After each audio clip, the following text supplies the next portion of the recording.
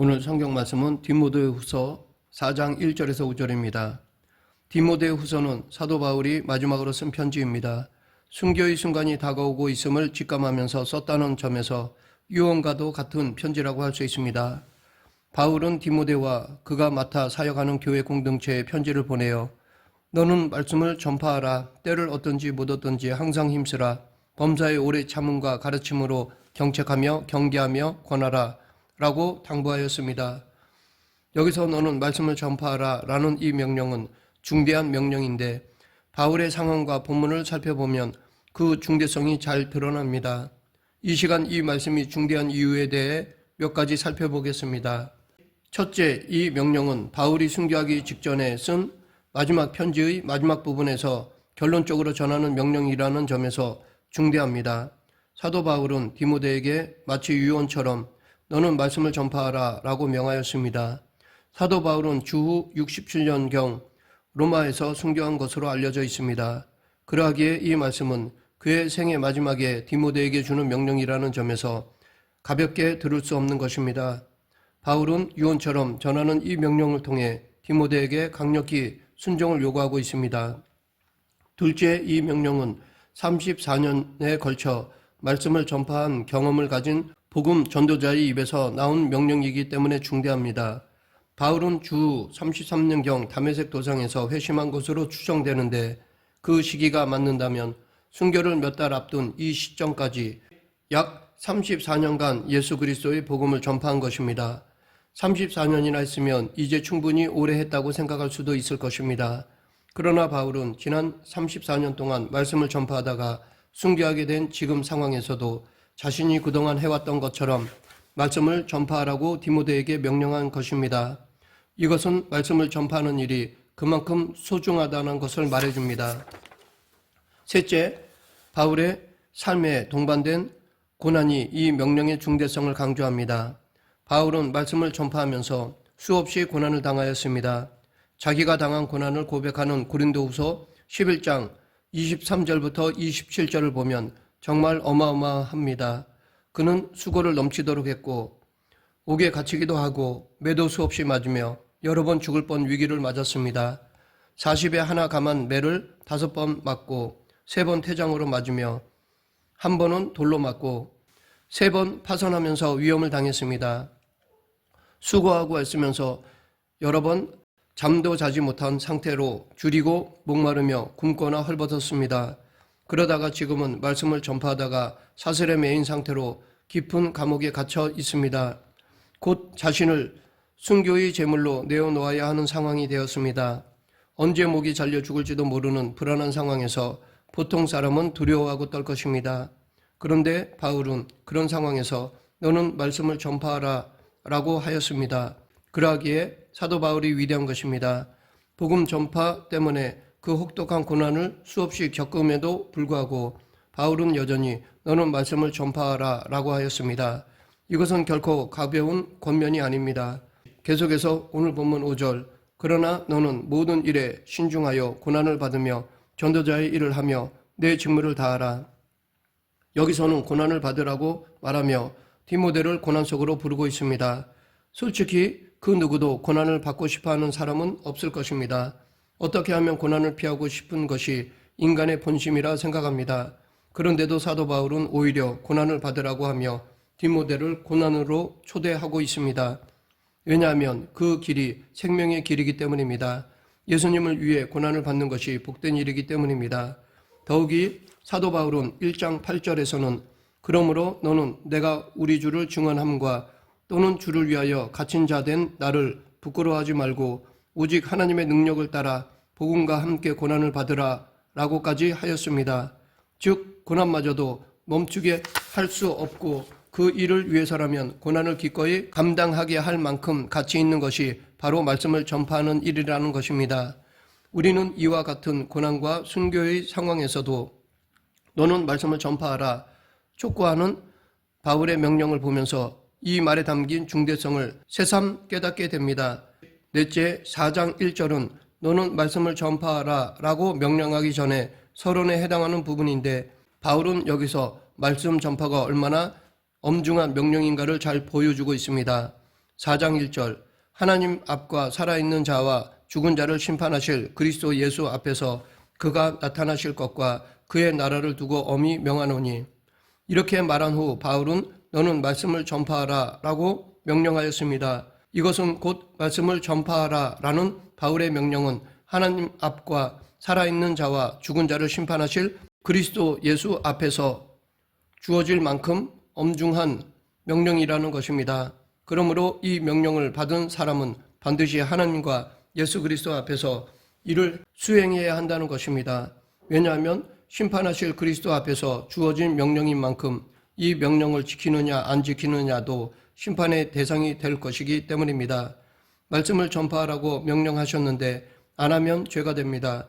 그러니까 이 명령을 지키느냐 안 지키느냐에 따라 심판의 대상이 될 수 있다는 것입니다. 하나님과 심판주 대신 그리스도 예수 앞에서 명령을 받은 사람은 이 명령을 수행하지 않을 수 없습니다. 하나님과 예수님께서는 이 명령의 수행 여부를 지켜보고 계십니다. 그러하기에 우리는 말로도 전하고 삶으로도 전해야 합니다. 말과 삶으로 같이 전하는 것입니다. 즉 우리의 평소의 언행을 말씀에 근거해서 행해야 합니다. 우리의 삶이 복음이 되어야 한다는 것입니다. 그러면 이것을 보시는 주님은 기뻐하실 것입니다. 그런데 이것에는 관심이 없고 자기중심으로 살아간다면 마음 아파하실 것입니다. 하나님은 지금도 우리를 지켜보고 계십니다. 주님을 전혀 모르던 사람이 우리와 만나서 예수님에 대해 듣고 믿어 구원받는 것을 가장 기뻐하십니다. 아마도 예수님을 영접하고 그 결과로 세례를 받는 순간 하늘에서는 잔치가 벌어질 것입니다. 이것은 마치 예수님이 말씀하신 한 마리 잃은 양을 찾아 기뻐하는 목자와 같은 심정일 것입니다. 또한 이 명령은 종말에 완성될 하나님 나라와 연관된 명령이기 때문에 중대한 명령입니다. 따라서 우리는 심판주로 오실 그리스도를 바라보면서 이 말씀을 전파해야 합니다. 아무리 많은 일을 하고 있다 해도 말씀을 전파하는 일을 소홀히 여기고 있다면 그리스도인으로서 가장 중요한 것을 놓치고 있는 것입니다. 한국 교회에는 프로그램도 많고 집회도 많습니다. 찬양 집회나 부흥회 등 다 좋은 것들인데 알고 보면 우리 자신을 위해서는 이렇게 좋은 것들을 많이 하면서 정작 주님을 모르는 사람들에게 복음을 전하고 있지 않다면 가장 중요한 것을 놓치고 있는 것입니다. 다음으로 우리가 주목할 것은 무슨 말씀을 전파할 것인가 하는 문제입니다. 사도 바울은 하나님과 그리스도 예수 앞에서 예수님이 나타나실 것과 그의 나라를 두고 디모데에게 엄히 명령하고 있는데 그 명령의 내용은 너는 말씀을 전파하라 라는 것입니다. 바울이 고난 속에서 34년간 말씀을 전파한 끝에 순교를 앞두고 마지막으로 전하는 이 명령인 만큼 이 명령은 지금 우리들에게도 중요한 것이기에 우리도 말씀을 전파해야 합니다. 그러면 우리는 무슨 말을 전해야 할까요? 4장 2절에 너는 말씀을 전파하라 라는 한국어 성경에는 잘 드러나지 않지만 헬라어 원어를 보면 말씀을 의미하는 단어 로고스 앞에 관사가 붙어서 그 말씀을 전파하라 라고 되어 있습니다. 여기서 그 말씀은 앞 3장 15절에서 밝히고 있습니다. 또 어려서부터 성경을 알았나니 성경은 능히 너로 하여금 그리스도 예수 안에 있는 믿음으로 말미암아 구원에 이르는 지혜가 있게 하느니라. 바울이 전파하라고 하는 그 말씀은 바로 성경입니다. 그 말씀은 그리스도 예수 안에 있는 믿음으로 말미암아 구원에 이르는 지혜가 있게 하는 말씀이며 그것은 디모데가 어려서부터 배운 말씀이기도 합니다. 이 성경에 대해 사도 바울은 3장 16절에서는 좀 더 구체적으로 모든 성경은 하나님의 감동으로 된 것으로 교훈과 책망과 바르게 함과 의로 교육하기에 유익하니 라고 하였습니다. 즉 바울이 전파하는 그 말씀은 모든 성경입니다. 하나님의 감동으로 기록되었으며 교훈과 책망과 바르게 함과 의로 교육하기에 유익한 하나님의 말씀을 말합니다. 또한 그 말씀은 하나님의 사람으로 온전하게 하며 모든 선한 일을 행할 능력을 갖추게 합니다. 3장 17절 이는 하나님의 사람으로 온전하게 하며 모든 선한 일을 행할 능력을 갖추게 하려 함이라. 사도 바울은 바로 이 모든 성경 말씀으로 디모데를 가르쳤습니다. 디모데후서 1장 13절 너는 그리스도 예수 안에 있는 믿음과 사랑으로서 내게 들은 바 바른 말을 본받아 지키고 이제 디모데는 바울에게서 들은 그 바른 말씀을 전파해야 할 사명이 있는 것입니다. 그러하기에 이 너는 말씀을 전파하라 라는 명령은 사도 바울이 디모데에게 가르쳤던 그 말씀, 곧 바른 말씀을 전제로 한 것입니다. 따라서 디모데는 하나님의 말씀인 성경을 부지런히 배워 말씀의 진리를 깨우쳐야 하고 진리의 말씀을 옳게 분별할 수 있어야 했습니다. 당시 디모데가 사역하던 에베소 교회에서는 성도 간에 다툼이 발생하였습니다. 진리의 말씀을 저버림으로써 망령되고 헛된 말을 하던 후메네오와 빌레도가 있었습니다. 그들은 다른 사람들의 믿음을 무너뜨렸습니다. 그런 자들을 대적함으로써 교회를 보호하고 바른 복음을 전파하기 위해서는 말씀을 전파하는 사람들은 그 말씀을 제대로 알아야 합니다. 그래서 성경을 바르게 해석하고자 하는 수고가 필요하고 성경 공부가 필요한 것입니다. 예수님이 승천하시기 전에 주신 대사명을 통해서도 우리는 무엇을 가르치고 전파해야 할지를 알 수 있습니다. 마태복음 28장 20절 상반절, 내가 너에게 분부한 모든 것을 가르쳐 지키게 하라. 제자들이 모든 민족에게 전파하고 가르쳐야 할 것은 내가 너에게 분부한 모든 것, 곧 예수님이 제자들에게 가르치신 모든 것들을 뜻합니다. 말씀을 전파하는 사람은 다른 누구의 가르침이 아닌 예수님의 말씀을 전부 전해야 합니다. 말씀을 전파하는 사람은 자기 생각과 맞지 않아도, 잘 이해가 되지 않아도, 듣든지 안 듣든지 있는 그대로 전부 전해야 할 사명이 있습니다. 계속해서 사도 바울은 언제 말씀을 전파할 것인가에 대해서도 언급하였습니다. 오늘 본문 2절, 너는 말씀을 전파하라. 때를 어떤지 못 어떤지 항상 힘쓰라.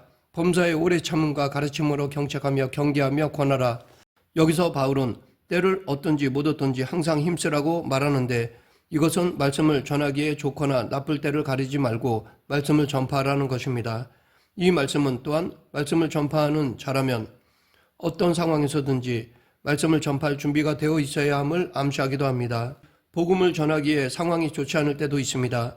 교회를 향한 사회의 시선이 곱지 않을 수도 있습니다. 요즘 한국 교회가 그렇습니다. 특히 요즘은 사람들의 관심이 드라마나 스포츠나 게임 같은 흥미 위주의 일에 쏠려 있어서 하나님의 말씀에 대한 관심을 불러일으키는 데에 어려움을 느낍니다. 먹고 노는 일에는 사람들이 관심을 가지는데 말씀을 공부하는 데에는 별 관심을 보이지 않습니다. 그럼에도 말씀을 전파하는 사람들은 시기에 좋고 나쁨에 흔들리지 말아야 한다는 것입니다. 말씀을 전파하는 것은 때를 어떤지 못 어떤지, 즉 기회가 좋든지 나쁘든지 항상 힘써야 해야 할 일이며 사람들의 반응과 상관없이 끝까지 해야 할 사명입니다. 오늘 본문에서도 사도 바울은 특별히 말씀을 전파하기 좋지 않을 때에 관해 언급하고 있습니다. 3절 4절, 때가 이르리니 사람이 바른 교훈을 받지 아니하며 귀가 가려서 자기의 사욕을 따라 스승을 많이 두고 또 그 귀를 진리에서 돌이켜 허탄한 이야기를 따르리라. 예나 지금이나 불신자들에게는 이런 모습이 보입니다. 사람들은 바른 교훈을 받지 않습니다. 그저 자기 욕심을 채워줄 스승만을 원하고 진리에서 돌이켜 허탄한 이야기를 따릅니다. 이런 시대에 진리의 말씀을 전파하는 것은 정말 어려운 일입니다. 사도 바울이 말씀을 전파하기 좋을 때에 대해서는 별로 언급하지 않고 이처럼 어려운 때를 언급하는 것은 말씀을 전파하는 사람들을 격려하고자 함입니다. 바울은 말씀 사역을 감당하는 사람들이 겪는 고난에 대해 공감하면서 어려운 상황 속에서 말씀을 전파하더라도 절대 낙심하지 말 것을 격려하고자 한 것입니다. 바른 교훈을 원하지 않기 때문에 진리를 듣지 않고 꾸민 이야기에 귀를 기울임으로써 자기 욕심을 채워줄 많은 스승을 두는 사람들에게 그 말씀, 곧 진리를 전하는 사람들은 인기가 없을 수밖에 없고 거절당할 수밖에 없습니다. 그렇다면 어떻게 이 말씀 전파 사명을 감당할 수 있을까요? 사도 바울은 디모데에게 오래 참음으로 전하라고 합니다. 말씀을 전파하는 일은 오래 참음이 필요한 사역입니다. 한 사람을 전도하는 것은 어려운 일입니다. 한 사람을 그리스도 안에서 온전한 사람으로 세우기까지는 수고와 인내가 필요합니다. 특히 바른 교훈을 원하지 않고 자기의 사욕만을 따르면서 진리 대신 허탄한 이야기를 듣고자 하는 사람들에게 말씀을 전함으로 믿도록 하기 위해서는 정말 인내가 필요합니다. 이것은 바울이 평생 뼈저리게 경험한 내용으로서 단시일에 결과가 나타나지 않는다고 낙심하지 말라는 교훈이기도 합니다. 열심히 말씀을 전파하고 가르치는데도 눈에 띄는 변화가 일어나지 않는 것 같아 조급해질 때 바울의 이 말을 기억해야 합니다. 사도 바울은 34년 동안 인내를 갖고 이 일을 수행했으며 사명을 마감하는 마지막 순간에도 그렇게 디모데에게 권면하고 있습니다. 사도 바울은 오래 참으면서 마침내 달려갈 길을 다 마쳤습니다. 그런데 그냥 오래 참기만 하는 것이 아니라 오래 참는 가운데 계속해서 가르쳐야 합니다. 가르쳐도 잘 알아듣지 못하고 변화가 없더라도 오래 참으면서 계속 가르쳐야 합니다. 예수님도 잘 깨닫지 못하는 제자들에게 가르침을 중단하지 않으시고 반복해서 가르치셨습니다. 그러므로 우리도 잘못하는 일은 책망하고 잘하는 일은 격려함으로써 듣는 사람이 계속 성장하도록 해야 할 것입니다. 말씀을 맺겠습니다. 사도 바울은 디모데에게 말씀을 전파하라고 하였습니다. 때를 얻든지 못 얻든지 바른 복음 곧 그 말씀을 전파하고 오래 참음과 가르침으로 사명을 감당하라고 하였습니다. 이 사명은 지금 우리들에게도 주어졌습니다. 우리도 바울의 명령대로 복음을 전해야 합니다. 우리 모두 때를 얻든지 못 얻든지 바른 복음을 전파하고 오래 참음과 가르침으로 사명을 다한 뒤에 사도 바울과 같이 인생의 마지막 순간에 나는 선한 싸움을 다 싸우고 달려갈 길을 마치고 믿음을 지켰노라 라고 선포하는 자가 다 되길 간절히 축원합니다. 기도하겠습니다. 사랑과 은혜가 풍성하신 하나님 아버지, 지금 우리에게도 복음 전파의 사명을 주셨습니다. 이 사명을 끝까지 감당하는 성도가 되게 하여 주시옵소서. 예수님 이름으로 기도드립니다. 아멘.